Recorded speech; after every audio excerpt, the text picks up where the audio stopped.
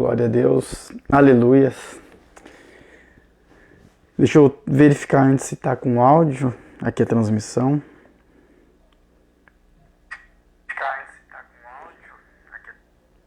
Amém.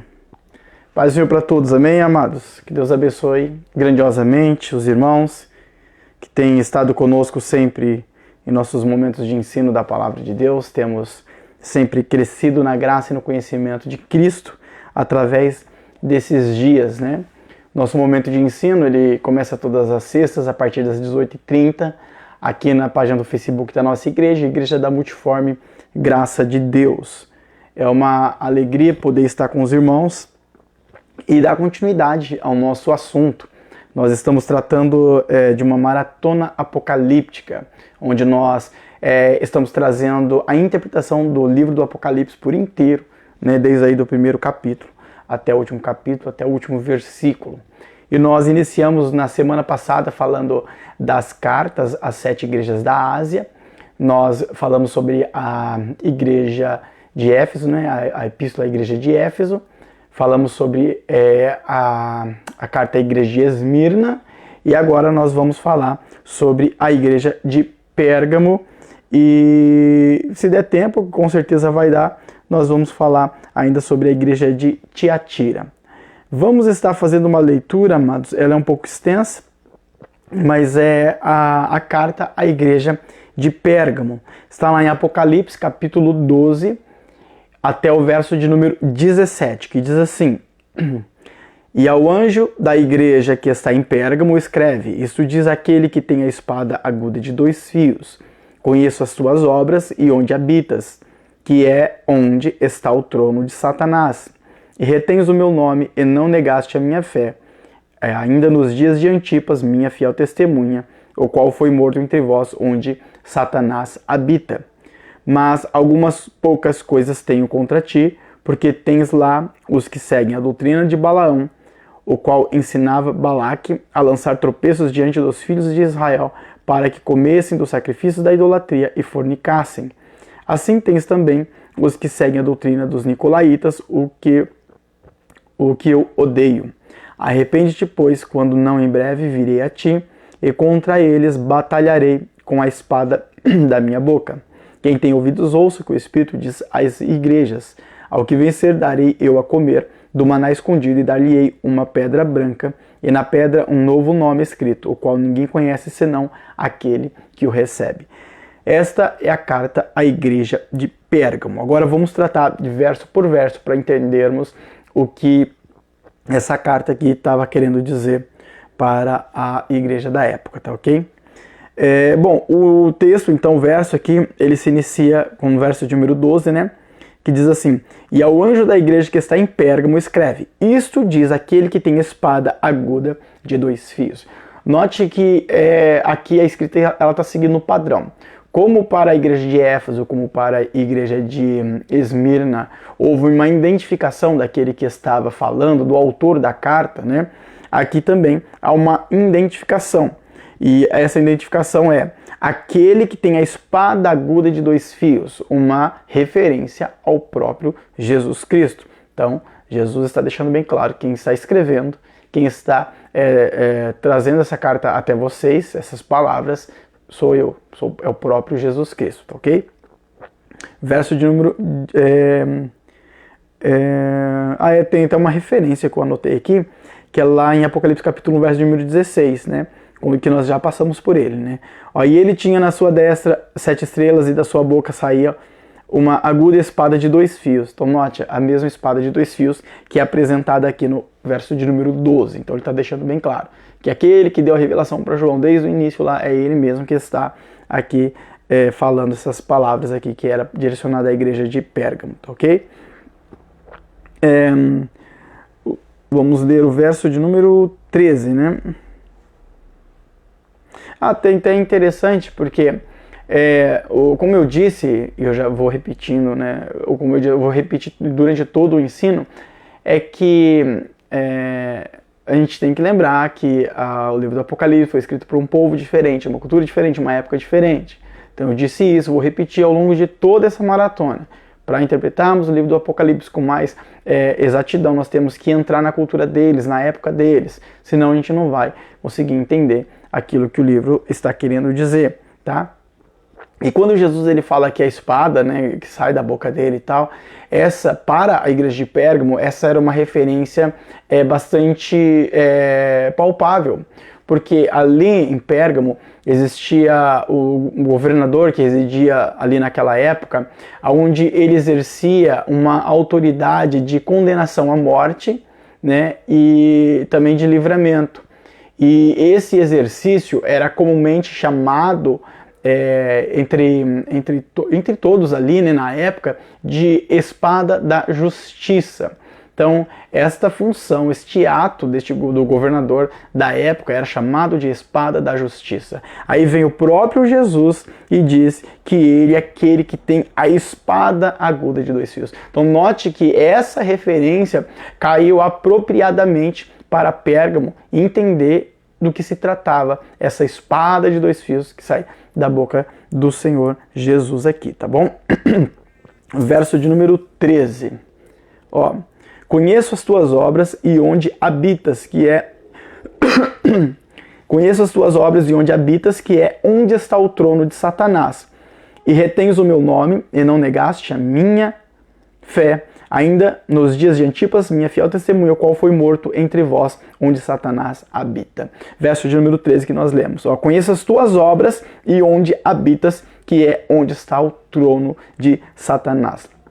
Pérgamo era uma cidade, era a cidade das crenças, tá? Ela era a capital, da capital regional de Roma, e ali tinha uma infinidade de deuses, crenças de todo tipo e adoração a vários tipos de adorações e cultos, né? Inclusive em Pérgamo existia na época um trono que foi edificado a Zeus, tá? Eu até ia colocar essa imagem nessa semana, né? Que toda semana eu disse que eu ia colocar uma imagem referente àquilo que nós vamos estudar para os irmãos terem noção do que a gente está falando, né? De alguma figura ali que viesse auxiliar ali didaticamente os irmãos na compreensão. Porém, essa semana foi difícil, eu acabei não conseguindo colocar. Mas eu ia colocar justamente o trono de Zeus, né? Na semana passada, para o outro ensino, né, eu coloquei uma imagem que do lado esquerdo estava a cidade de Esmirna e do lado direito estava a cidade de Éfeso. Os irmãos que viram lá na página do Facebook da igreja, ou ainda no grupo do WhatsApp, notaram Esmirna, uma cidade muito bonita, ali tudo incandescente, né? Ali era uma imagem à noite. Hoje se chama Esmir, né? Que fica ali na Turquia. E Éfeso toda destruída, né? Então note esse contraste. E Jesus falou para Éfeso, falou, olha, se vocês não mudar, eu vou remover de vocês o castiçal. Foi removido não só o castiçal, né, a igreja, mas foi removida a própria cidade, ele só tem ruínas em Éfeso. Então você note como está Éfeso hoje, só na ruína. E Esmirna, que era uma igreja, era uma cidade, aliás, a igreja era muito pobre, né? Jesus diz que eles eram muito pobres, eles eram ricos espiritualmente, mas eram muito pobres, que não tinham condições, que permaneceu. E ainda hoje existe igreja ali em Esmir. É uma cidade, é um lugar totalmente muçulmano, né? Volta e meia eles passam por perseguições ali, mas ainda existe um povo cristão ali, desde essa época, amados.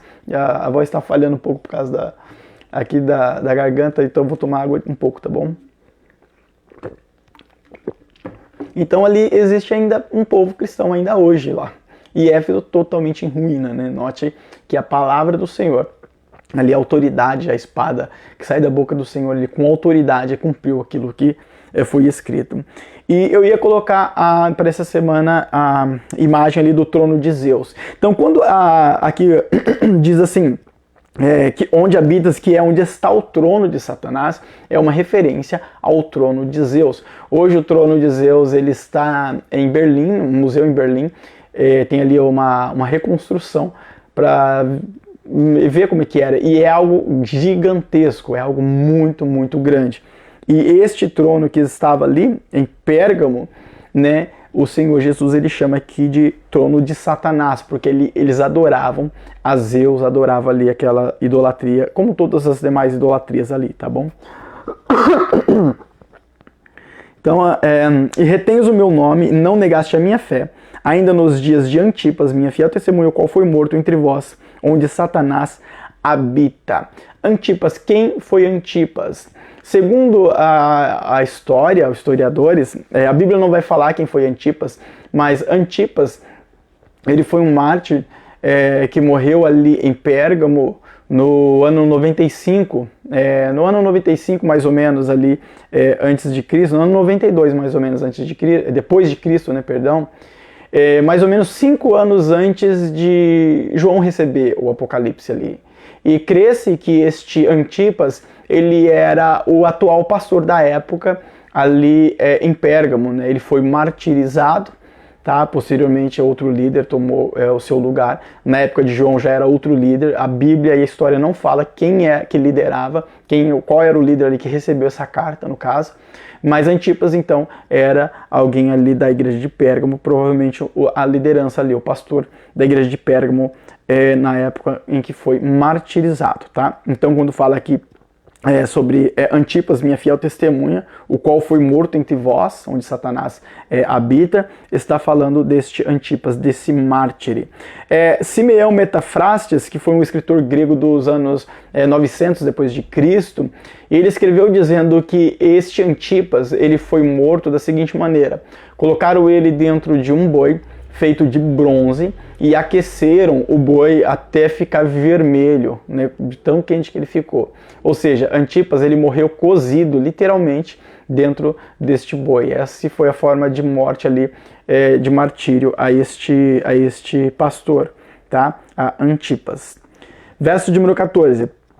Mas algumas poucas coisas tenho contra ti, porque tens lá os que seguem a doutrina de Balaão, o qual ensinava a Balaque a lançar tropeços diante dos filhos de Israel, para que comessem dos sacrifícios da idolatria e fornicassem. Bom, a gente lembra que Balaão foi um profeta, um falso profeta lá do Antigo Testamento, que tentou fazer com que o povo de Israel se desviasse da vontade de Deus, fazendo com que eles viessem a cair ali na rebeldia, na rebelião, e casasse ali com os moabitas, né? Viesse ter ali uma vida com os moabitas. Então ele queria fazer com que o povo desviasse da vontade do Senhor. Sem falar que ele profetizava por meio de pagamentos, né? Por meio de benefícios. Então esse foi o Balaão lá do Antigo Testamento.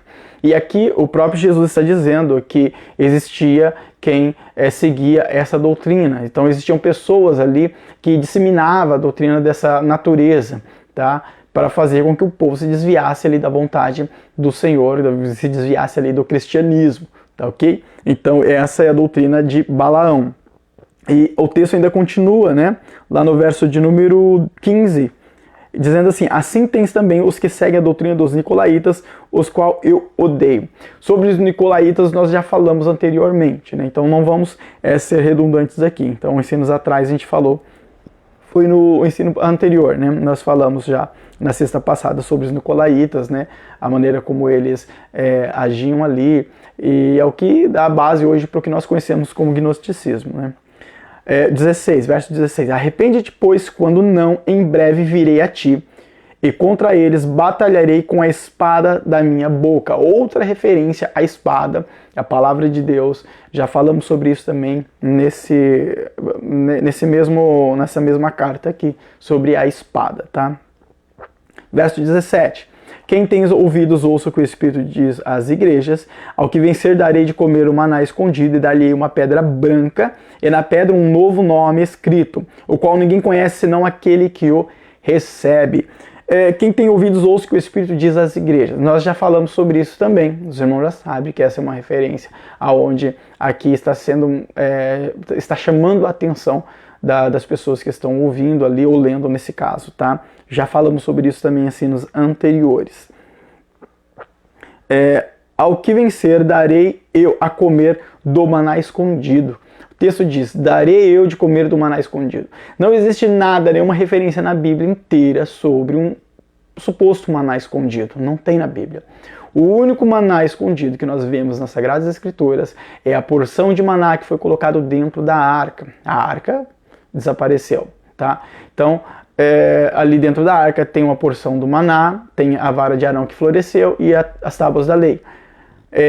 Não se sabe onde está a arca, desde a época em que Nabucodonosor invadiu Israel, a arca do Senhor. Nunca mais se falou da arca, né, da aliança. E o único maná escondido que nós podemos encontrar biblicamente está dentro da arca, tá? Então, quando diz darei do maná escondido, aqui é uma referência a acesso à presença de Deus, já que a arca representava a presença de Deus. E para se ter acesso à presença do Senhor, o sumo sacerdote tinha que adentrar ali, ou o Santo dos Santos, e se está ali diante da arca, né? E aqui, essa referência aqui, quando fala do maná escondido, provavelmente é uma referência a este maná, ou seja, a presença de Deus, ou seja, aquele que vencer vai ter acesso à minha presença. E quando se diz acesso aqui, não está no sentido espiritual, porque nós temos hoje, através da nossa oração, da busca ao Senhor, mas está falando no sentido literal, ou seja, vai estar diante da presença do Senhor. Tá, okay? São as mesmas promessas que Jesus ele fez a Éfeso, a Esmirna, faz todas as igrejas, só que em cada igreja ele faz com palavras diferentes, mas é a mesma promessa, é a salvação, vida eterna, é a presença de Deus. Ao que vencer darei de comer do maná escondido, e dar-lhe uma pedra branca, e na pedra um novo nome escrito, o qual ninguém conhece senão aquele que o recebe. Uma pedra branca, por que não uma pedra azul, né? Por que não uma pedra verde? Mas o texto diz, dar-lhe uma pedra branca. Eu já disse hoje, já disse nos demais ensinos, vou dizer até o último dia da nossa maratona apocalíptica. Lembre-se, cultura, lembre-se da época. Para entendermos isso daqui, nós temos que entrar na cultura deles, na época deles, tá? A Bíblia ela é assim, amados. Várias partes da Bíblia é assim. A Bíblia ela interpreta a si mesma, e essa é a melhor interpretação, não existe melhor, tá? Para a base da fé e da salvação, a Bíblia interpreta a si mesma e já é o suficiente, não precisa mais que isso. Mas se nós queremos aprofundarmos um pouco mais no conhecimento das Sagradas Escrituras, nós temos que recorrer a outros métodos de interpretação, já que onde a Bíblia ela não interpreta a si mesma, ela tem um limite de interpretação, isso é notório. Aí nós recorremos a outros métodos, e um dos métodos é a cultura, a história, e é o que o próprio Senhor nos oferece para compreendermos a sua palavra, tá ok? Bom, pedra branca. A pedra branca, ela tinha vários significados nessa época aqui de João, tá? Um dos significados aqui, inclusive está falando, dar-lhe uma pedra branca e na pedra um novo nome escrito, que ninguém conhece senão aquele que o recebe. Uma pedra branca era dado na época a um réu que era absolvido em um julgamento. E nessa pedra, geralmente escrevia ali um termo da sua justificação. Era um documento, literalmente um documento aquilo, tá? Então era uma pedra branca com o termo da sua justificação. Então o réu, quando era absolvido ali em um julgamento, ele recebia essa pedra branca, tá? Essa provavelmente é a referência que está sendo feita aqui no Apocalipse. Por quê? Porque está falando sobre, no caso nós, ou caso aqui a igreja de Pérgamo, ou nós, a igreja do Senhor, como réus, né, sendo julgados e sendo absolvidos, porque já que Jesus é o nosso advogado, e naquele dia recebendo a pedra branca. Nós não vamos passar pelo juízo de Cristo. Nós estamos passando pelo juízo de Deus no hoje, onde Cristo Jesus é o nosso advogado.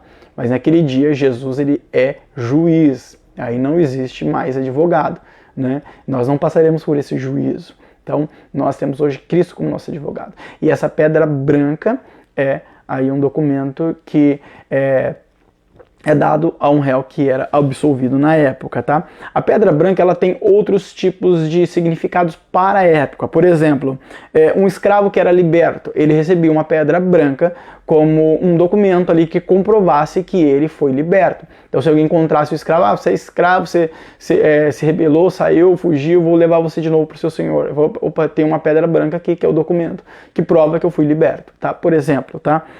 O escravo que era liberto, também a pedra branca servia como um amuleto para eles. Inclusive em Pérgamo, né, a cidade das crenças, era normal ter uma pedra branca com o nome de um deus escrito, tá? E para eles era um amuleto, eles acreditavam naquilo ali como algo, tivesse uma força ali espiritual. E a pedra branca também tinha um significado na época, um outro significado, ele servia como um ingresso para a pessoa poder adentrar em reuniões, por exemplo, como os ingressos nos dias de hoje, né, entrar em reuniões, em festas, e ainda para fazer parte de determinados grupos seletos, tá? Então, note que a pedra branca ela tem vários significados ali na época, mas o significado mais forte que vincula-se a esse verso aqui é o caso aqui do julgamento aqui, tá ok? Então, esse é o significado da pedra branca. Eu me perdi um pouco aqui, deixa eu achar o verso aqui. Verso de número que eu li, número 16, não. Eu li o 17. Então, aqui finaliza a carta à igreja de Pérgamo, tá?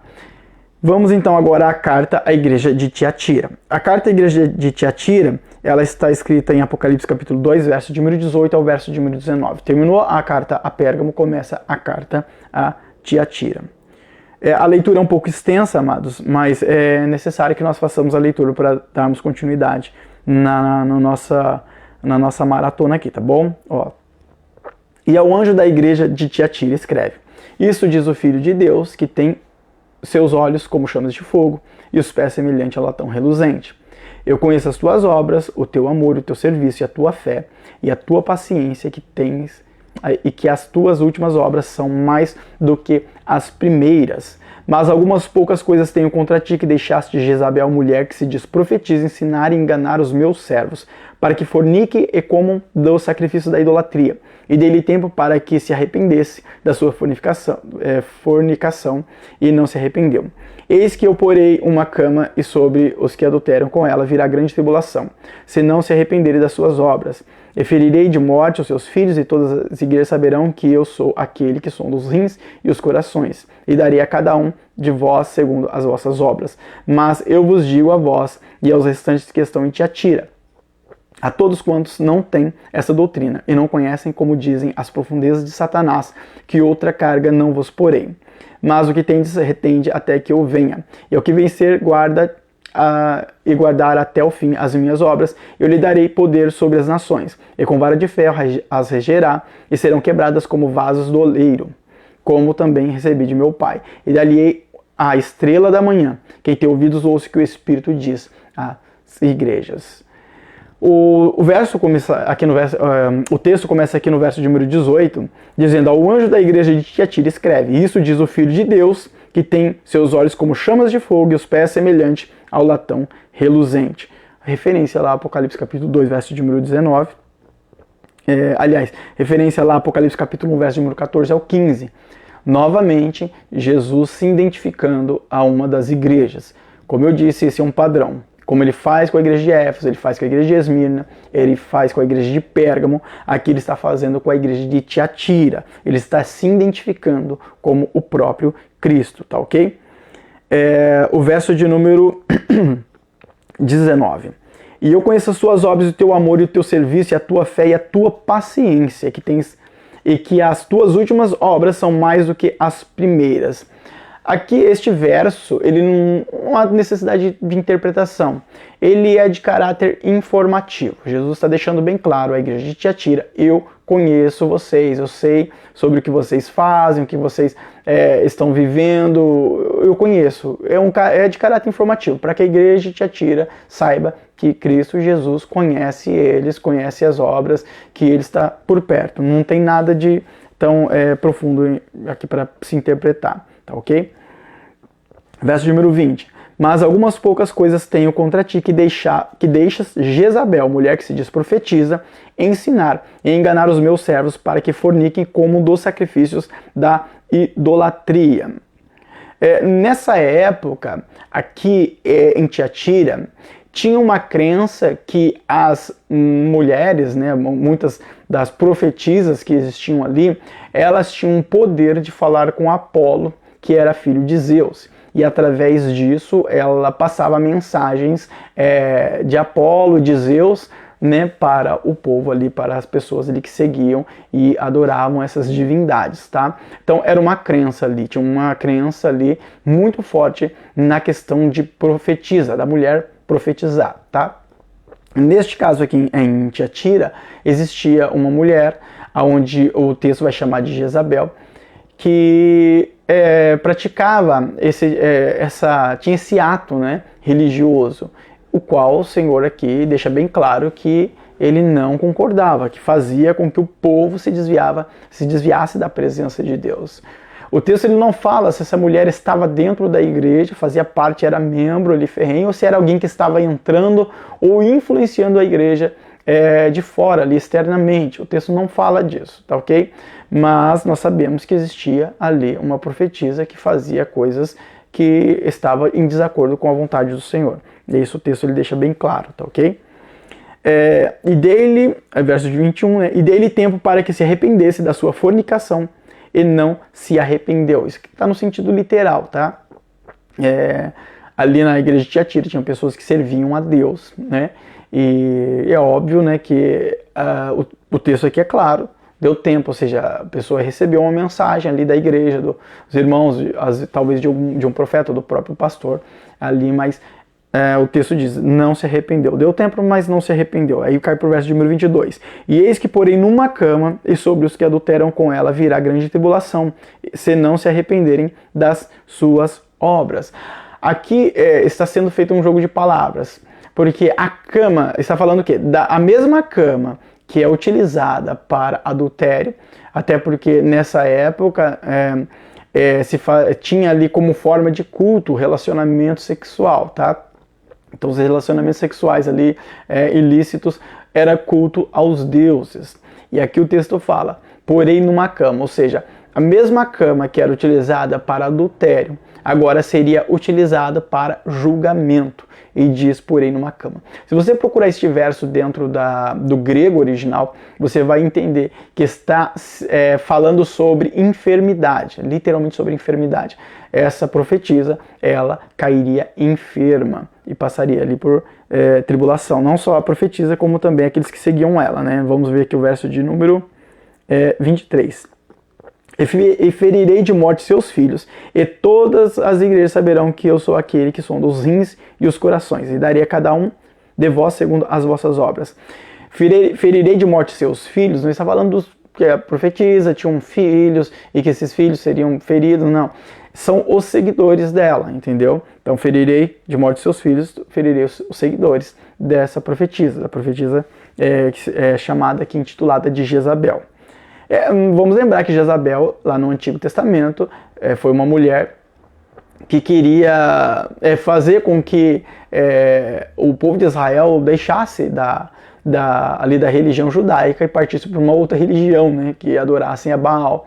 Era uma rainha ali que influenciava muito o rei Acabe e a fazer tudo que era contrário à vontade do Senhor. Tanto é que a condenação de Jezabel ali foi muito, muito violenta ali da parte de Deus, ali no Antigo Testamento, tá? Bom, e o verso continua dizendo, e todas as igrejas saberão que eu sou aquele que sonda os rins e os corações. Para eles, na época, rins e corações era sinônimo de alma e de mente, tá ok? Então quando você vê na Bíblia Sagrada lá, sobre rins, que Deus sonda os rins, né, sobre o coração, até pra gente hoje, né, o coração, pra gente a gente fala que de alma, de emoções, de sentimento, né, o coração pra gente não é só o órgão ali que bombeia o sangue, o oxigênio, mas figuradamente fala de sentimentos. E para eles nessa época os rins também tinham essa conotação, tá, de mente, de alma, de sentimentos. E aqui o texto deixa bem claro, eu sou aquele que sonda, né, os rins e o coração. Bom, deixa eu ver aqui o verso que eu li. O verso de número 23. Vamos ler o verso de número 24. Mas eu vos digo a vós e aos restantes que estão em Tiatira, e a todos quantos têm esta doutrina, e não conhecem, como dizem, as profundezas de Satanás, que outra carga não vos porei. Ou seja, não vou pôr carga maior do que o que você já tem feito aí como igreja. É isso que Jesus está falando. Mas aqui quando ele diz as profundezas de Satanás, é uma alusão às seitas secretas da época, tá bom?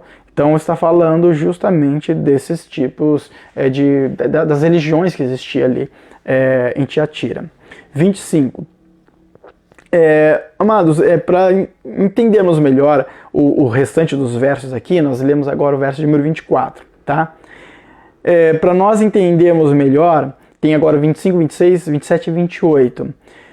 Nós vamos ler o verso 25 e 26, vamos pular o verso de número 27 e ler o 28. E depois nós vamos interpretar o verso de número 27 isoladamente. Vocês vão entender o porquê. Vamos pular o 27, tá?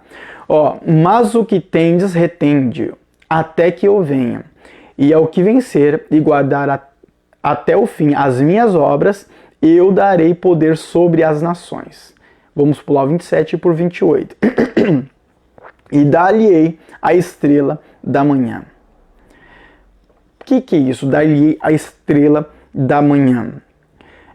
Ali para eles, em Tiatira, Vênus era chamada de estrela da manhã. E ela era símbolo de poder, de autoridade. Ela tinha símbolo era símbolo dos governantes ali. Inclusive, os soldados romanos, né, levavam este sinal no zodíaco deles, o zodíaco de Vênus, tá? Então, para eles tinha um significado a estrela da manhã. Tinha um símbolo de poder, de autoridade ali.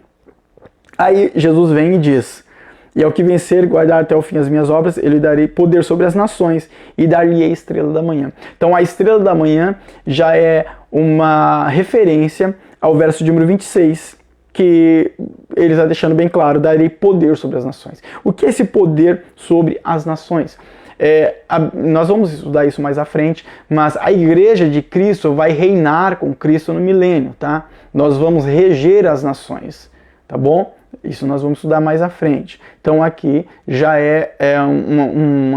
digamos assim, já é um spoiler que Jesus está dando pra gente aqui, daquilo que ele já vai revelar lá na frente do Apocalipse em relação ao reino milenar, tá bom? Então por isso que eu isolei este verso de número 26 aqui. Então quando ele diz dar-lhe a estrela da manhã, é uma confirmação, que eu isolei o verso de número 28, né? É uma confirmação do verso de número 26. Então, por isso eu pulei o verso de número 27, tá? Aí entra o verso de número 27 aqui que nós deixamos. E com vara de ferro as regerá, e serão quebradas como vasos de oleiro, como também recebi de meu Pai. E com vara de ferro as regerá. Regerá quem? As nações, tá? E serão quebradas como vasos de oleiro. Isso nós podemos perceber uma referência a Jeremias capítulo 18, né, do verso de número 1 ao verso de número 6, lá onde fala sobre o vaso do oleiro, né? E ainda o texto diz: como também recebi de meu Pai. O que recebi do meu Pai? Autoridade. Jesus recebeu autoridade. Então ele tem poder de moldar as nações ali, como um oleiro faz com barro. Basicamente aquilo que Deus fez com o povo de Israel ali em Jeremias capítulo de número 18, tá?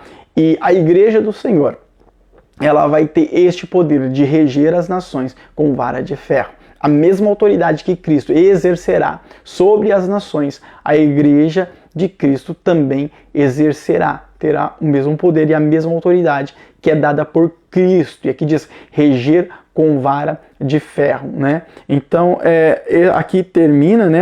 Tem um verso de número 29 ainda. Quem tem ouvidos, ouça o que o Espírito diz às igrejas. Nós já falamos sobre isso também. Então aqui termina a epístola à igreja de Tiatira, tá ok? Os irmãos notem que alguns versos nós não aprofundamos nele porque já foi dito antes, tá? Então aqueles que entram no vídeo, tipo no meio do vídeo, depois que já começou, às vezes pode ficar sem saber, mas peraí, não falou desse verso, é porque eu já falei antes, tá? Ou ainda, eu já falei na semana passada, retrasada e tal, então pra gente não ficar voltando nos mesmos significados, nas mesmas interpretações. Como aqui fala sobre os nicolaítas, a gente já falou lá quando nós falamos sobre Éfeso, então não há necessidade de voltarmos. Já falamos sobre quem tem ouvidos ouça, já falamos sobre isso também, não tem necessidade de voltarmos. Tá? Então, quando nós fizermos isso, é porque já foi falado, então para não se tornar tão cansativo. Então aqueles que estiverem entrando ali, tá meio perdido, é só assistir desde o início, ali e vai saber que já foi falado, vai saber do que foi falado e tal. E também nos vídeos anteriores, né? Alguém que entra nesse vídeo, mas não assistiu o vídeo anterior, às vezes pode ficar perdido, falar, não, mas eu não entendi esse verso. Por que a gente não falou? Porque já foi falado no ensino anterior. Então, para não se tornar redundante e cansativo, a gente não vai ficar interpretando ali as mesmas coisas, tá bom? Então, que Deus abençoe a todos grandemente, amados. No próximo ensino estaremos dando continuidade à nossa maratona apocalíptica. Nessa semana eu vou colocar a imagem do trono de Zeus, tá? Os irmãos aí que estão assistindo esse vídeo já vai saber do que se trata. Vou colocar o verso de referência e vou colocar a imagem do trono de Zeus lá no WhatsApp da igreja e no Facebook da igreja. E vou colocar uma outra imagem de referência às duas cartas que nós vamos estudar na semana que vem também, tá bom?